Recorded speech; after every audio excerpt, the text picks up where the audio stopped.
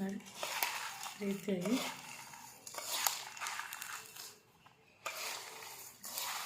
ನೋಡಿ, ಮಳೆಗಾಲದಲ್ಲಿ ಮಳೆ ಬರುವಾಗ ಈ ಥರ ಮಾಡ್ಕೊಂಡು ತಿಂದ್ರೂ ತುಂಬ ಟೇಸ್ಟಿಯಾಗಿರುತ್ತೆ ಫ್ರೆಂಡ್ಸ್.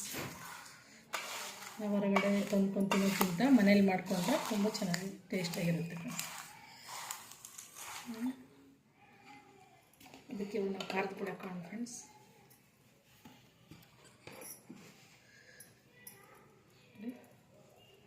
ಒಂದೇ ಹತ್ರ ಹಾಕೋದಿಲ್ಲ, ಸ್ವಲ್ಪ ಹಾಕ್ಕೊಂಡು ಕಲಿಸ್ಕೊಬೇಕು.